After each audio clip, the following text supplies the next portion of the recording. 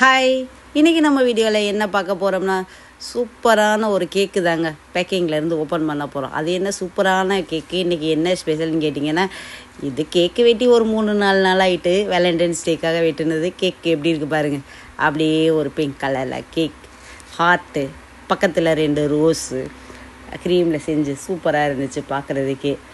அப்படியே சாஃப்டாக கேக் வந்து ரொம்ப ஸ்மூத்தாக இருந்துச்சு. பிரச்சனையெல்லாம் வைக்காமல் வாங்கிட்டு வந்த உடனே கட் பண்ணதுனால வேலண்டைன்ஸ் டேக்காக ஸ்பெஷல் கேக்கு. 7 வயசாகி வேலண்டைன்ஸ் டே கொண்டாடுறீங்களான்னு கேட்டால் 100 இயர்ஸ் ஆனாலும் கொண்டாடுறதே. விருப்பம் இருக்கிறவங்க கொண்டாடிக்கலாம். நாங்களாம் கல்யாணமே ஆயிடுச்சு, அதனால் எங்களுக்கு பிரச்சனை இல்லைன்னு நான் நினைக்கிறேன். இதை வந்து இப்போ இன்றைக்கி கேக்குக்காக வெயிட் பண்ணிக்கிட்டு என் பக்கத்தில் ஒரு ஆள் உட்காந்துருக்கு. வேறு யாரும் இல்லைங்க, நம்ம சாலினி பாப்பாதேன். சரி, முதல்ல கேக்கை வெட்டி பிள்ளைக்கு ஊட்டி விட்டுடலாம் அப்படின்னு சொல்லிட்டு அதுக்காக ஒரு பீஸை வெட்டியாச்சு. கேக்கை வாங்கி கொடுத்துட்டு ஒன்றுமே தெரியாத மாதிரி ஒரு பிள்ளை அந்த பக்கம் போய் வெளியில் நின்றுட்டுருக்காங்க.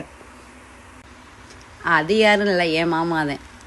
என்ன வாங்கி கொடுத்துட்டு அப்படி சைடில் நின்று பிள்ளையும் ஒய்ஃபும் சாப்பிட்றத பார்த்து ரசிச்சுக்கிட்டு இருக்காங்க அந்த பக்கம் நின்றுட்டு.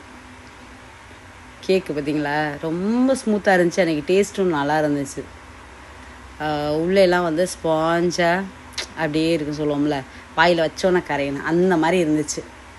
கேக்கு வெட்டினவங்கெல்லாம் ஒரு கமெண்ட் பண்ணிவிட்டு ஒரு லைக் பண்ணிவிட்டு ஷேர் பண்ணி விட்டுட்டு போங்க. பிடிச்சா லைக் பண்ணுங்கள், ஷேர் பண்ணுங்கள், மறக்காமல் நம்ம சேனலை சப்ஸ்கிரைப் பண்ணுங்கள்.